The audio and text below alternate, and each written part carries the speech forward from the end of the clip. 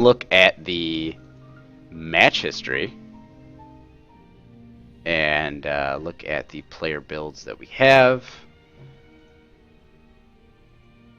So this is, and actually just to address, JrdnTV, did you ask this before? What is it that I teach? So, Blight, what area you teach? Sorry if it's relevant.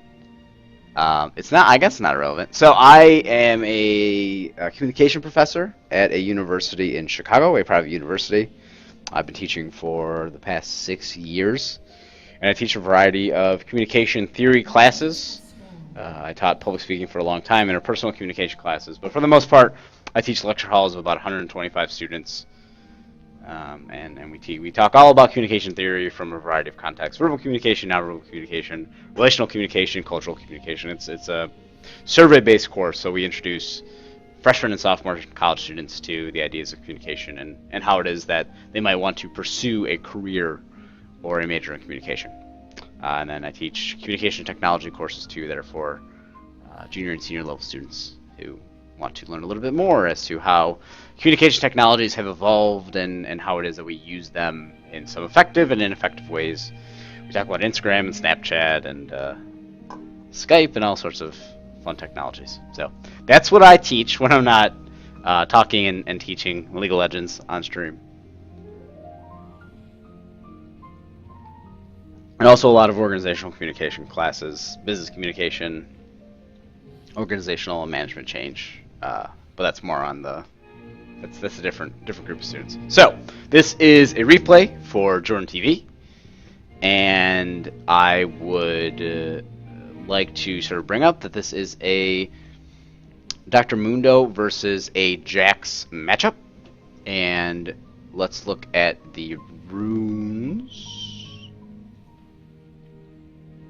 which you don't have. Okay. So bronze 2, fresh out of promos, he says. You do not have any runes, so sort of problem number 1.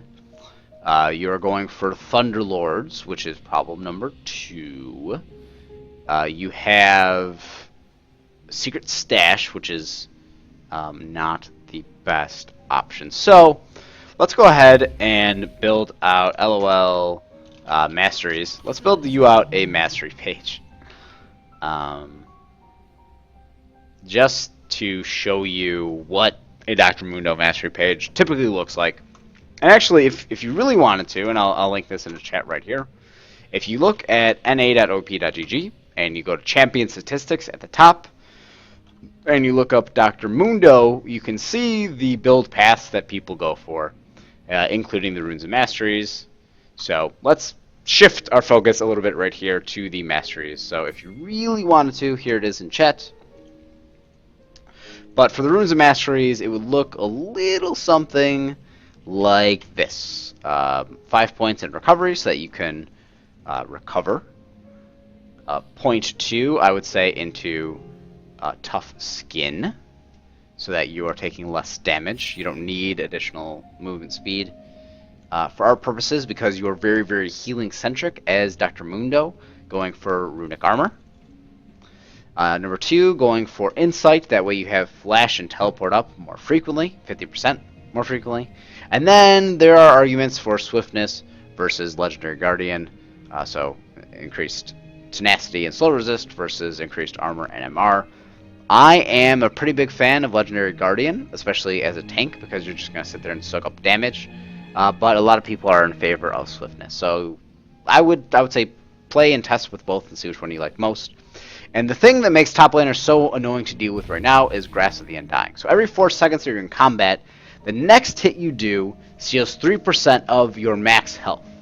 Now, with Dr. Mundo, you are focused on building up the most health that you possibly can get. So all of a sudden, Grasp of the Undying is really strong. Okay. And then for the rest of this, what do they recommend going? Yeah, I guess all this makes sense. Get points in ferocity. I would just go attack speed, make it easier to last hit. Probably go for Feast, heal you up, Vampirism, and then probably Oppressor in some way. So the idea with a champion like Mundo is to stay in lane, survive for a while, split push, and then join your team through teleport or join your team through walking with them. So there we go. So let's hop into this. Your matchup is against Jax, and it's actually started from, it's been going as I've been talking. So let's go ahead, get the camera on you. You start out with a Durand shield plus a potion. I think that's probably fine. You might want to consider going for a ruby crystal or some iteration of that. But in this particular case, the one thing that you're going to want to think about is how is it that you farm from afar. Now, if we look at the kit of Dr. Mundo, we have Infected Cleaver as your Q. Great way to not only last hit from afar, but also to actually do damage to the Jax if he decides to come up to you. And you slow him down, so you harass a little bit with that. You have your Burning Agony, which is your W. So you have the AoE around you. This is an excellent tool when you're equipping it with a Sunfire Cape to just clear out minions like crazy to do a lot of damage. Because you're going to be building a lot of tank items. You don't have a lot of damage built into the kit. So there's that. And then E is the Masochism. This is actually an auto attack reset too, like the Sivir that we were talking about before. So the Masochism deals a bunch of additional damage based on your overall max health. Remember, your max health specific, and actually you have an increased amount of attack damage for the next 5 seconds. So all of a sudden you're able to punch the heck out of people as Dr. Mundo. So all of this sort of combined is a pretty good state of affairs.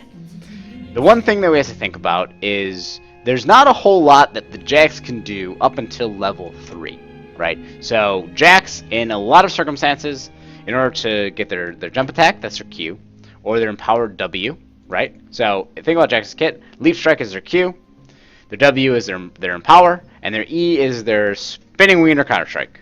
And you'll see why I call it the Spinning Wiener, but we'll get to that another time. Helicopter Wiener, up to you. So what we see is that when you're actually going to be trading with the Dr. Mundo, it's actually pretty good against Jax before level 3 and especially before level 6, because there's not a whole lot that he can do other than auto attack you, and because of your distancing with your cleaver, it gives you a lot of opportunities to sort of move around. Empower says Titanic Hydra, best item on Mundo because of his E. But yes, I actually completely agree with that. I play Dr. Mundo with Titanic Hydra, but not until I get my Sunfire Cape and Spear Visage. But we'll get to the itemization in a second. So again, this is just something that you learn over time going against someone like a Jax, and you play enough Jaxes, and then you play against Riven, and then you play against other people. You have to find out when it is that they are extremely strong. Jax at level 1 doesn't have a lot. Jax at level 2 doesn't have a lot. Jax at level 3, all of a sudden once he has his third ability, it starts to become a little bit more of a hassle to fight against him. But keep in mind, the Counter-Strike stuns you only if he's next to you. And as Dr. Mundo, you have your cleaver to space him out.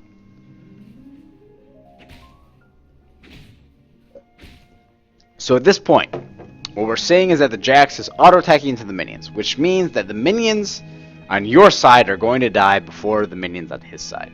Now that tells us a couple of things. Thing one that it tells us is that his minion wave is going to be pushing toward your tower. That's good information to know. Makes it easier for your jungler, who is Zac, to gank. Thing number 2 that we know about this. Jax is going to get level 2 before you. If he has Leap Strike plus Counter Strike, he gets a lot of free damage and harass before you can really do anything against it. So the question is, are you okay with him getting level 2 before you? Are you okay with him pushing against you? And what is your plan moving forward? Now, seeing as though you just sort of finished the promos, you're feeling out the ranked element of the game, there are a lot of things that you don't need to know right now, and there are a lot of things that you simply don't know. And that's okay. Both of those are okay. Acknowledging that you don't have knowledge is sort of the first step of acquiring the knowledge. So we know this. Good start. We're just thinking about what it is that you can do, and you guys are just standing next to each other, just beating the heck out of minions, and that's perfectly okay. Now, the one thing with Dr. Mundo, as you clear out these minions, you have your cleaver, and you have a direct shot at Jax. Huzzah! Auto attack. Huzzah! Okay, maybe not. So, at this point, again, Jax doesn't really have much to do against you. You threw a cleaver, and he sort of just took it, because he has nothing that he can do. And you're doing really well with the last hitting, oddly enough. So everything seems to be going according to plan. You're walking up to him. He's level 2. He should have picked Counter-Strike. He will probably use Counter-Strike relatively soon when you go for the last hit, just as a way to zone you off. At level 2, you decide to pick up Burning Agony, which also gives you Tenacity that Power had mentioned before. And because he is pushed up against you, and he's going for these last hits, these auto attacks on the minions, you can actually just kind of stand up next to him, turn on your Burning Agony, start smacking him and hitting him with your cleavers. You can be a little bit more aggressive. All of a sudden, you see the quick burst of that. He goes with the Counter-Strike, you run away, he uses Counter-Strike. Again, he can't really do much against you at this point. And you're just going to be regenerating your HP. You have Duran Shield compared to his Corrupting Potion. He didn't actually use his Corrupting Potion. So, all of a sudden, you're in pretty good hands. The second that you get Masochism is when you're actually able to do a crap ton of damage to him. But your last hitting is actually very, very good. So, applause, thumbs up for that. We're watching you play here. Think about it from this perspective. And let's rewind it. Just really quick. If there is a minion between you and your cleaver, that cleaver is going to hit the minion. Now, you know that this minion, I'm pointing to my screen as though you can see it, you know that this minion is about to die. This minion is the only thing standing between you and a cleaver to his face.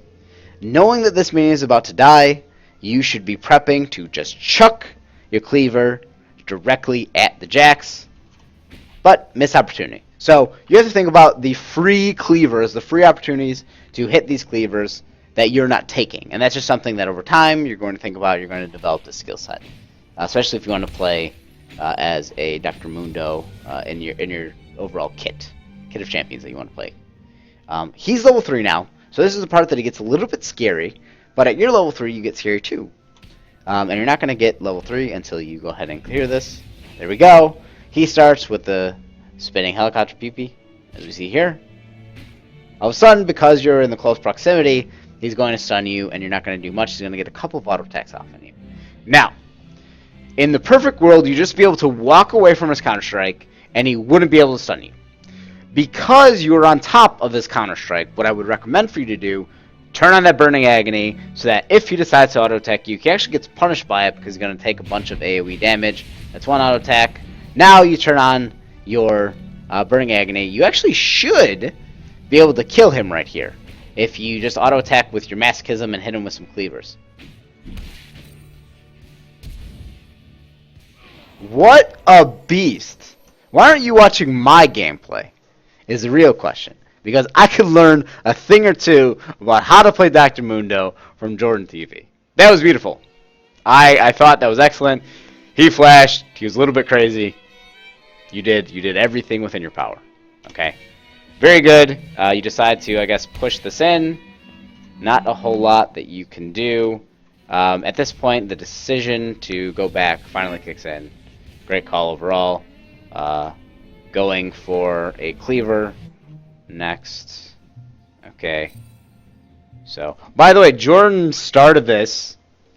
Yeah, Jordan started this by saying, "Oh, by the way, the Jax wrecks me." So this is not indicative in my mind as to what it is that you're going for. You go for a Kindle Gem first item, which is, I guess the idea is to build a Spear of Visage first. You teleport to top, and then you kind of run away. Maybe you didn't mean to do that. And unfortunately, for you, there's not a whole lot for you to get. Now, what we see before, and this is something that we want to consider, is that when you were under the tower, the minion wave was pushing against you, right? So the enemy minion wave was coming, and then all of a sudden, you decided to sort of hang out. One of the things that we want to consider here is the idea of teleport use. You getting to the lane faster is really good if Jax is there, right? So if Jax is there, you want to make sure that you're there to sort of punish him. Unfortunately, Jax is not there by the time that you get there. So to the point that was made before by Neski, you're probably going to want to save that teleport. And the reason why is that when you use a teleport, you have to wait 5 minutes for it to come back up. And the next 5 minutes, you're going to have level 6. And also, you have the opportunity to actually teleport bottom. So if you walked up to lane, you would have been able to save teleport, and you would have been able to get there while getting roughly the same experience in minions. The important consideration here, and when we're deciding when to teleport versus when not to teleport, is does the Jax teleport? And if he does, is he pushing the lane against us? And 2, if I can go ahead and walk to lane, is it the best case scenario? The second thought that goes along with this is that if you use your teleport and Jax does not, there are going to be opportunities for Jax to teleport to the bottom lane, and he's going to stop you. Okay, so he's going to add value to the enemy team. He's going to teleport bot lane. There's nothing you can do about it as Dr. Mundo. You just got to watch him teleport and maybe throw cleavers as he's on his way out. The big idea here is that you want to be able to match the decisions that the Jax is making. I think Power and Neski make very compelling arguments in a lot of ways. Teleporting into the lane isn't the end of the world, but it's something to at least consider, especially because your overall value is going to be added when you get to the later parts of the game. So at this point now, you're just kind of letting the minions come through. That was a free cleaver. He is sort of pushing out this lane. He comes back with nothing. He has a corrupting potion. He misses a bunch of CS. Now, actually, we could get this sort of pushing. So you have the benefit now, and this is something that if I was teaching the Jax, I would say don't push this lane. You don't want to push this lane because what we've seen before is that Mundo with his basic kit and his basic damage killed you. Now he killed you because you got greedy and you went under tower and you got 2 tower hits and you died. Messed up the flash. Flash too late. So that's sort of first idea. But I'll be telling this Mundo or this Jax, don't push it all.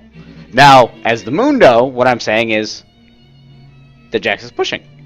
That's good for us because we actually have the ability to control how far this is going to be pushed. We could push at the same rate as him to try to equalize it, to stay somewhere in the middle, or we could just let him push into us. And if we let him push into us, we get to play more safely near our tower.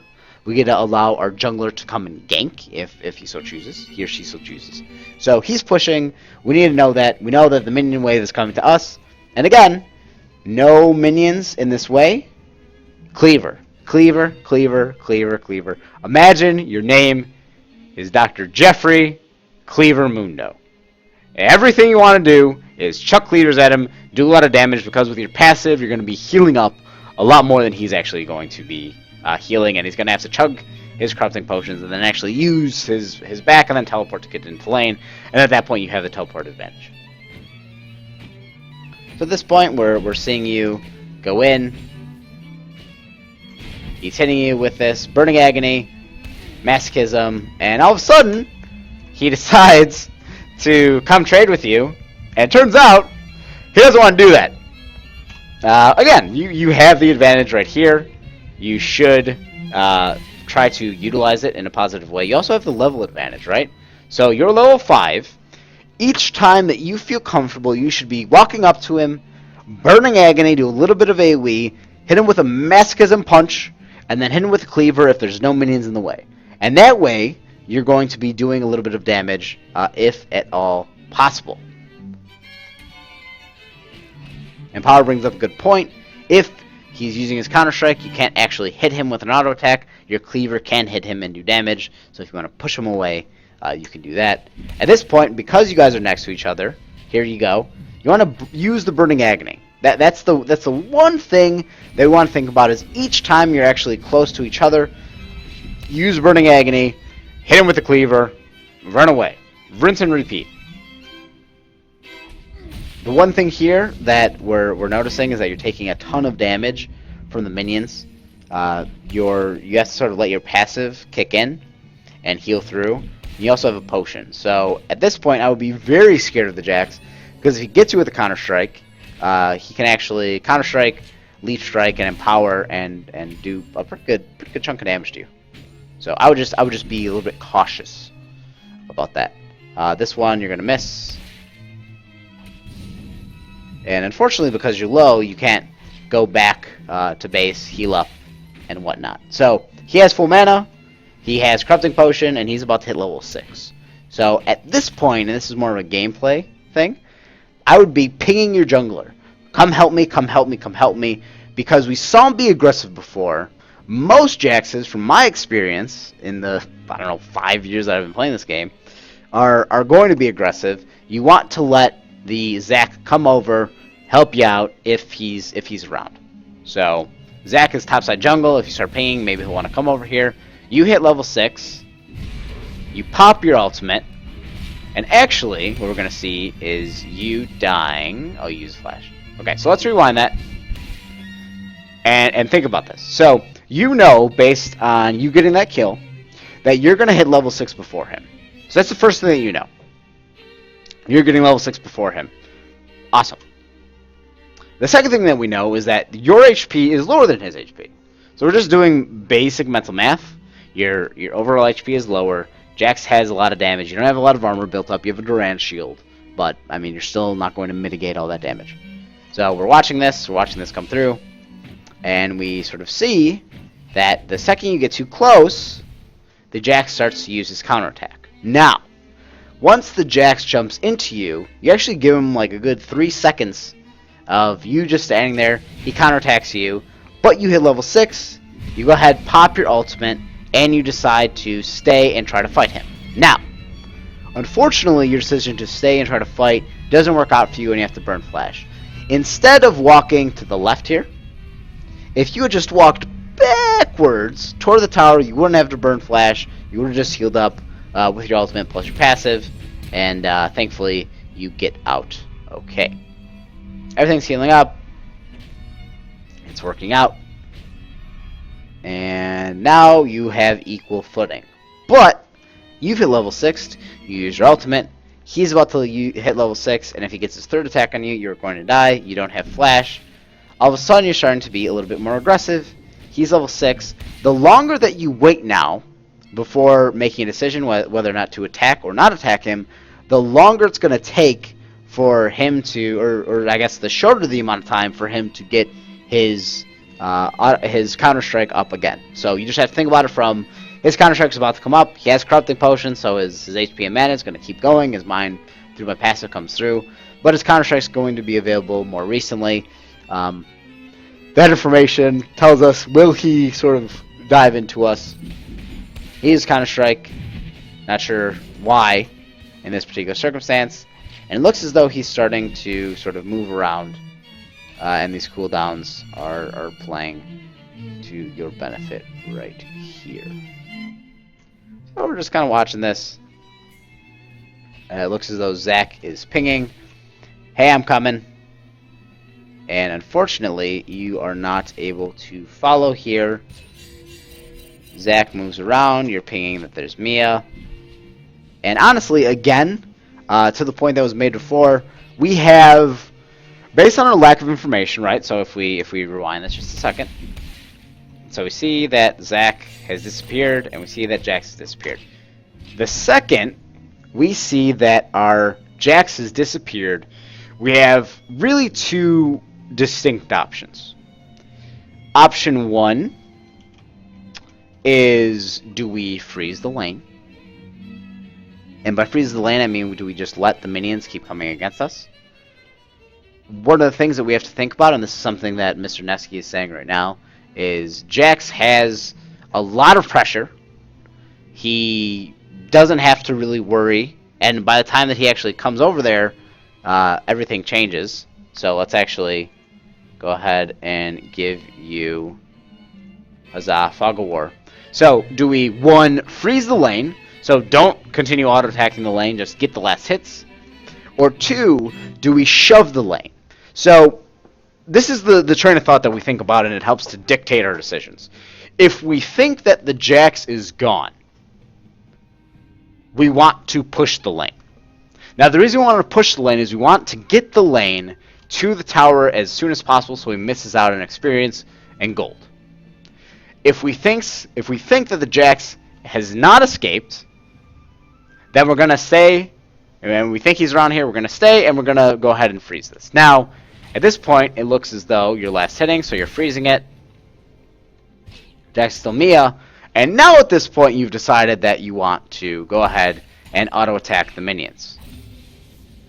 Keep in mind, what is the one thing that the Jax has that you don't have?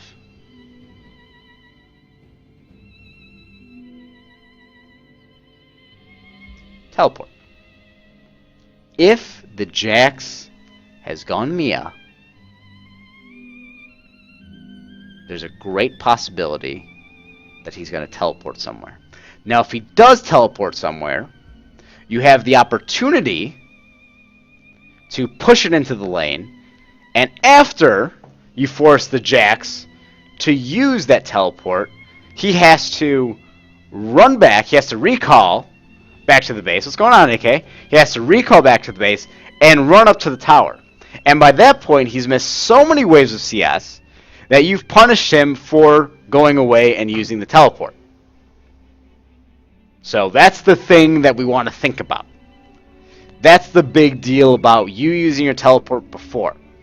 Now, just because you use the teleport before doesn't necessarily mean that all is lost. Okay? So because not all is lost, we want to make decisions based on information that we have accessible. We have no idea where Jax is, but we know that Jax has teleport. That's a big deal. We want to act in accordance with that. Does the Jax come back? We're going to push this. I would have used Burning Agony and Masochism and just pushed as hard as we can, anticipating that the teleport is going to be there. And we're pushing and we're pushing and we're pushing. We have no idea where Jax is. This lane has gone through. We see, and we can see this on the minimap even though we don't have vision, we can see that the teleport is used. So the first thing that you're doing, teleport's used, you're looking at the time marker, 7:43, and you're saying in 5 minutes at 12:43 that Jax has teleport. Now, we look at your teleport, and we see how much time is left on your teleport, and we start to think, can I use my teleport before the 12-minute and 43 marker and use that as a way to enable something on my team? Because if I can, then there's no way for Jax to stop me unless he actually counter-strikes me. Okay?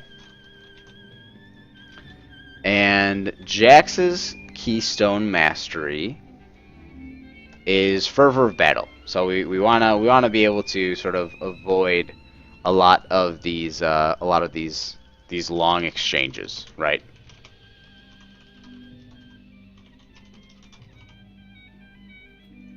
So let's come back here, hit pause. Jax is about to be at your side. Counter-Strike happening. He's going for Rage Blade. Now, unfortunately, we're in this really weird area where he didn't use teleport to go bottom. He used teleport to come back to base. Come back to top lane. So what we're seeing in this moment is you have this giant wave pushing towards him. The last time we saw Mumu was mid lane. No Mumu in sight. And so what we need to think about is, what do we do here? Because with this giant wave, it's going to keep pushing into him. We try to deprive him of experience. Imagine if we had used Burning Agony and thrown all these cleavers. By the time that he used teleport, a bunch of these minions would have been dead and we would have deprived him.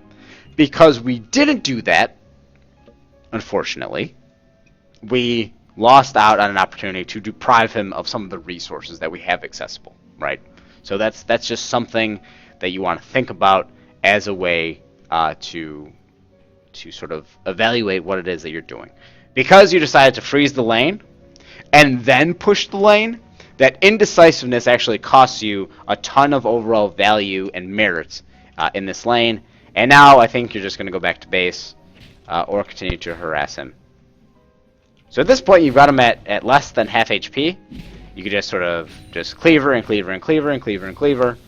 But instead, you ward and you want to stay in lane. Now, the nice thing about this is that you have the opportunity to use your ultimate here and just sustain up.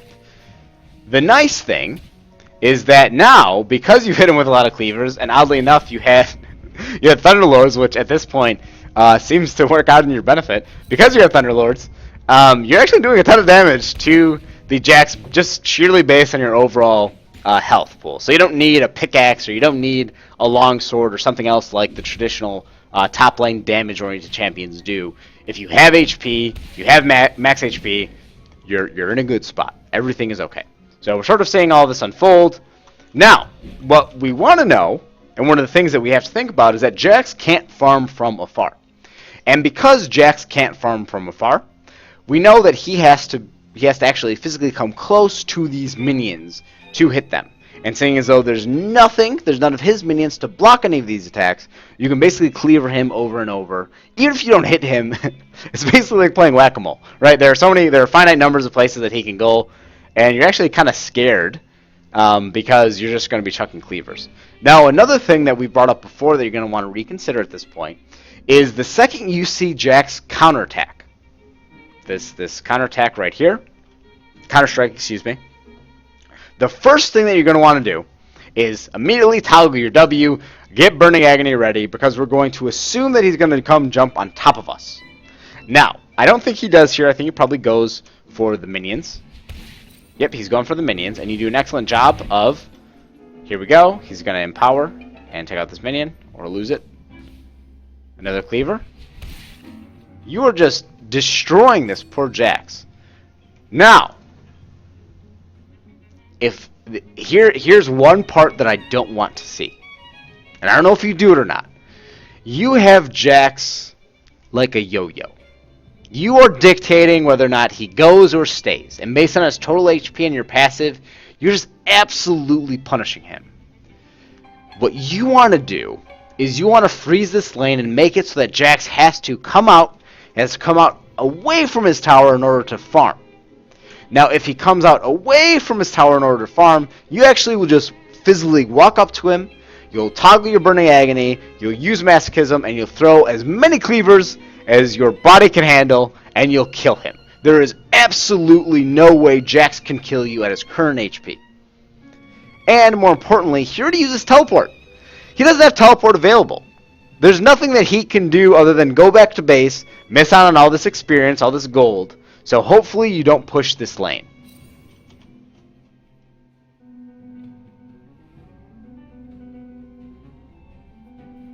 Waiting. Oh, that's one auto attack. That's two auto attacks. What you're doing is in direct violation of what we wanted you not to do.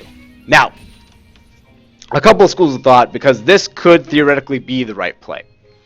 The idea is that we want to push as many minions away. We want to deprive Jax from as many resources as possible, right?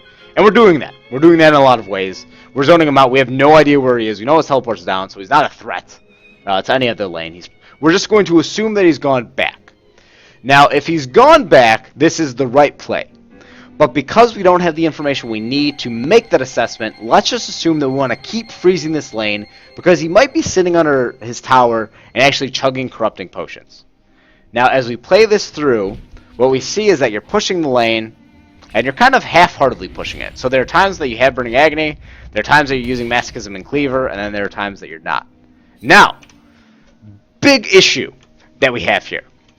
You have kind of pushed the lane, and we see it kind of pushed again, right? So we see that you push this minion wave here, and you've actually stopped pushing it, and so the tower actually isn't depriving the Jax of the minions. So you actually, what you wanted to do is you want to sit and push this final wave, make sure that these minions and then these minions as they follow are getting hit by the tower, because even if the Jax is there, you're actually going to be depriving him or challenging him to actually last hit.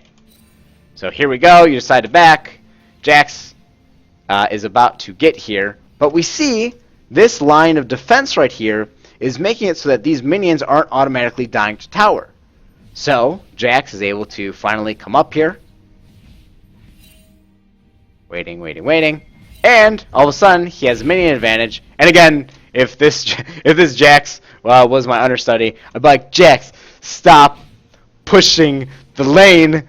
Why are you pushing the lane? He's killing you. All of a sudden, he has pickaxe boots. He had pickaxe from before. Now, at this point, again, we want to make sure that we're not pushing the lane. Unfortunately, we are. But what we do know is that we can just sort of kick his butt if he gets us, if he pushes a little bit, extends a little bit further. So we're watching this. We're pushing lane. We don't want to be doing this. And all of a sudden, we see that Jax is level 8. We don't have a ward in this part of the jungle. And from an itemization standpoint, we'll take a step back. Let's pump the brakes a little bit. The first thing we want to think about is why getting a Spirit Visage isn't the best item for you. Now, circumstances where a Spirit Visage would be a great item for you as Dr. Mundo, and you're eventually going to get this item, just not yet. If it was a full ability power champion, so let's say if you're playing against Nautilus or you're playing against an Echo, getting a Spirit Visage first item might be a very good consideration. But based on the way that the meta works now, you're going to want to get a Bomby Cinder pretty much always, especially as a top lane. So in this circumstance, getting a Spirit Visage, if you're getting harassed, that would have been a good item. But because you sort of have the advantage, if you're going to physically come close to him, Burning Agony plus Bombies plus Cleaver, that would have been really good. And to the point that Power's making in chat right now, the overall armor that you're going to be getting, because of his pickaxe, is going to be better off for you. So at this point, we're pushing into the Jax. Basically, the idea is we want to push into the Jax. We want to push into the Jax's top lane if Jax is not there. And if Jax is there, we want to freeze. That's basically the on and off switch. Is Jax there? And sometimes we don't have the information to make that judgment call, which is why we call it a judgment call. We have to just hope that you're going to make this decision that's best for you. So if Jax is there, we freeze the lane. Let Jax come to us. We're going to harass him. We're going to hit him with cleavers. We're going to turn on our Burning Agony, and we're going to punish him. If Jax is not there, what we're going to do is we're going to push it into the tower. If Jax is not there and he has teleport, we're going to push it into the tower, and we're going to keep farming under the tower so that he uses teleport. He's forced to come back to lane. If we see that Jax teleports to a lane and we don't have teleport, we're going to keep pushing. When Jax is not there, we're going to push, push, push, push, push. When he's not there, we're going to keep pushing so that he's forced to use teleport to get back to lane. When he uses teleport to get back to lane, we freeze it. Jax is there, freeze it. Jax is not there, go. Push it, push it, push it. Use everything in your kit to push it, which is why the Bomby Cinder is such a good item for us, because that coupled with the Burning Agony, those minions just melt under us. We have a really, really easy way of pushing into this, and we should be good to go. So that is sort of the mindset that we have to get into, and it is all contingent upon you actually being able to not only sort of trade equally with the Jax, but you actually trade better than him in a lot of ways. So let's sort of look at an exchange in a lot of ways right here. Jax continuing to push. Want to freeze. We're not freezing, but of course, now that you have this knowledge. To answer some questions. The comment made before about a Frozen Heart. No, Frozen Heart isn't the best item. Actually, it's not even a really good item on a champion like Mundo. I would go for a Randuin's Omen if I were going to go for any sort of like anti-attack speed type of build. You would think that that someone else on your team would do it. Question 2, Spirit Visage after Sunfire is yes, probably better. And I'm going to pause this really quick. Comment number 2, or question number 2 is from Jordan. So do I do that against all champions? For the most part, yeah. The thing that you're going to be thinking about is, how do I punish this champion each time they decide to be in the lane with or without me? So when they're with me, you want to make sure that you are denying them of the CS. You want to make them work for it. And if they're not with you, you want to push it under the tower so that the tower is killing these minions. They're losing out on the experience, they're losing out on the gold, and you punish them. For Power's question, how does someone else having the Frozen Heart impact the laning phase? So we're not really concerned about the later end of the game, because we need to focus on developing sort of the basic fundamentals, which is the early early phase of the game. Itemizing against Jax in particular, if we get a Sunfire Cape, we get the armor, we get the HP, and we also get the burning damage, combined with our burning agony.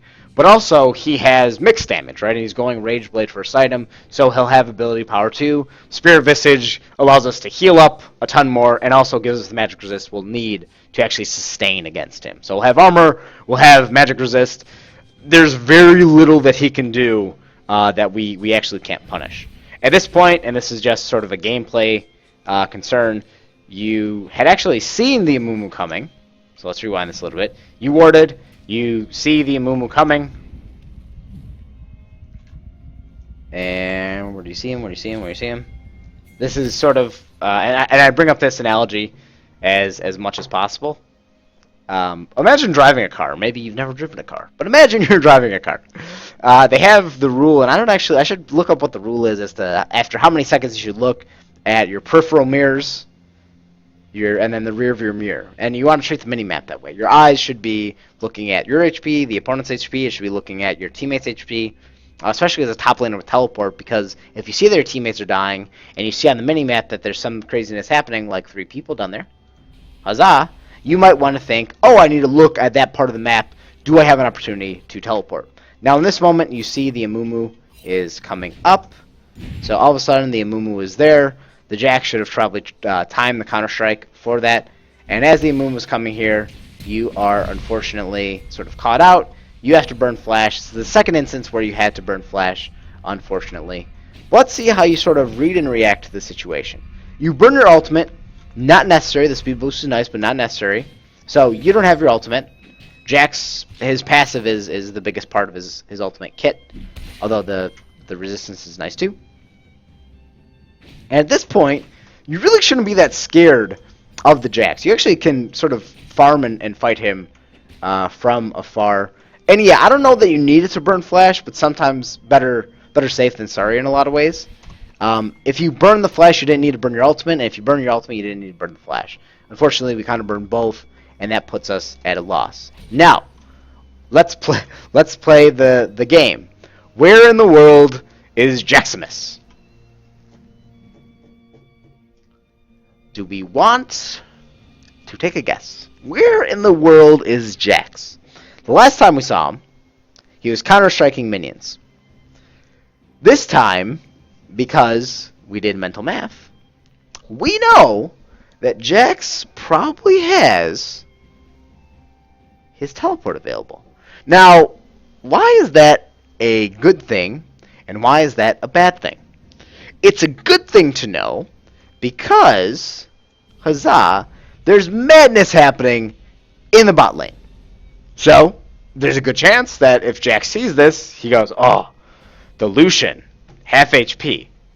Easy money for me. The second part of this is, again, on switch, off switch. If Jax is around, we freeze. If Jax isn't around, we push. But here's the ultimate kicker. You are not about to get penalized for pushing. Because if you push and the Jax is here, you say, okay, Jax is here, stop pushing. If you push and the Jax isn't there and decides to teleport bottom, guess what? You have teleport as well. So let's see how this goes. I'm going to guess that the Jax is not going to teleport bottom, but he's going to stay in lane. And if he does teleport bottom, I will eat a shoe. No, I'm not going to eat a shoe. But it just goes to the idea of the judgment call. Aha! Jax is not teleporting bottom. We know this. We know that crazier things are happening. But the one thing that we want to take into consideration is that we want to deprive the Jax of these resources, which we're doing already. But we also want to be able to have vision of him. And we can stay in experience range and increase the fog of war vision if we come over here. But because we're not, we have no idea where Jax is. We're sort of waiting. We're waiting. We're guessing. Is Jax still here? I'm going to guess that Jax isn't still there. Oh, and actually, right as I say that, we see the teleport coming through. Now, what you should be doing is, how do I, once I see the teleport coming here, Jax has been Mia, how do I go to the bot lane and make a contribution? Now, unfortunately, you are just kind of sitting up top, freezing lane, not pushing any further. So, Jax is ulted bot.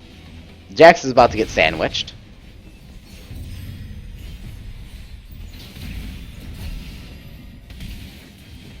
Soraka, 80 Soraka's a beast. All of a sudden, what we're seeing is that you are really not adhering to the overall strengths of a top laner, right? You have teleport for a reason. And the reason that we save teleport and run back to lane is so that we can come to the bot lane and make something happen. When we see a teleport coming bottom, we reactively teleport too. It doesn't matter if we think that we need to teleport, we want to make sure that we are there for our teammates because there's a lot of information that we don't have. Now, you didn't teleport. And so because you didn't teleport, we would hope that you would be pushing into lane, but unfortunately, you're not doing that either. You're slowly pushing. And now you are the curse of the indecisive Mundo. Let's run this back really quick. All of a sudden, you've got the minions over here. You're running around. 5 1000, 6 1000, 7 1000, 8 1000, 9 1000, 10 1000, 11 1000, 12, 13, 14, 15.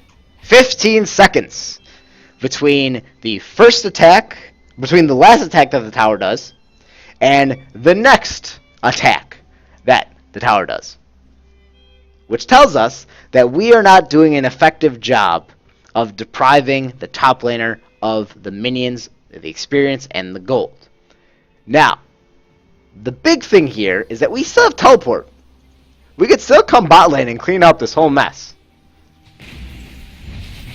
But, unfortunately, we do not. So we just want to make sure that these minions are pushed in and everything comes through.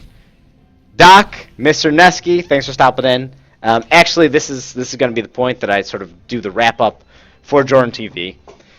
The good things that I've noticed is that when you trade very well and very effectively. Need to use Burning Agony a little bit more. That's okay. You're great at last hitting, and I don't know how that is because most players that are bronze, this might be characterizing them all incorrectly. But most people that are playing bronze don't last hit as well as you are. And also, you pick a cool champion like Dr. Mundo. He's kind of in and out of the meta. So all those things you have going for you. Areas that we need to work on, that sort of on-off switch. When is it that I push? When is it that I don't push? And then, of course, the effectiveness of your teleporting. When do I teleport? Why do I teleport? And how often do I do it? Again, the thing that you want to be looking at is looking at the minimap and being able to teleport as frequently as you can. You have the highest CS of all the people in the game. That's a really, really big deal, especially on a tanky champion. That is a huge deal. But you want to mirror the behaviors or even contrast the behaviors of other people.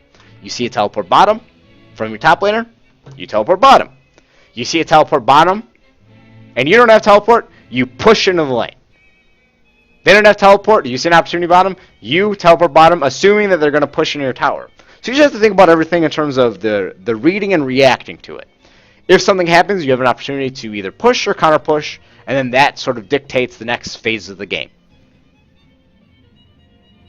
Overall, I gave you a 9.5 out of 10. Great job.